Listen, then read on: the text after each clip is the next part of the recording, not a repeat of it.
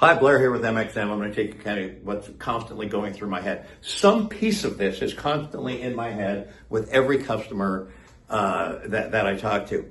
First of all, remember this, that member experience is the sum of the service expectations that your members feel, whether those are met or exceeded by your daily operations. So customer experience is always an operations problem. So, you know, what sits between the member expectation and the delivery is operations. That's what sits in the middle here. And when people first come into our clubs, we should be exceeding their expectations, constantly exceeding their expectations, but we need to just meet them after that because the expectations are going to be very high and you got to meet those renewed, leveled up expectations that the member has. And this is why you need to track it constantly. And so this is how to think about this. What the member thinks and feels has to be pulled into the organization at volume and across the entire organization. Then you've got to capture and enhance that data.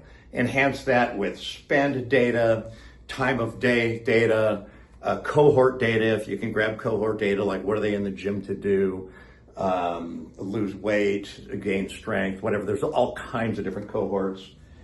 And then what that does is allows you to understand the experience at different levels. So I've got a large organization sort of depicted here because at the company level, at the company-wide enterprise level, it's really important to understand, especially for like marketing and that, right? Like if we have a great experience, that makes marketing life a lot easier. But then regions, districts, and especially then at location level, data should be looked at differently, and there's different initiatives being driven at different levels.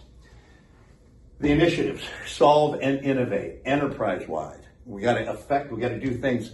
Some of these companies that we work with are making mass investments at the enterprise level to innovate and solve major problems across their organization. Then there's the cohort level. I just mentioned cohort. Some companies are now really leaning into that strength cohort and saying, how do we solve a problem for that? You know, is this on strategy for us? And then lastly, at the individual level.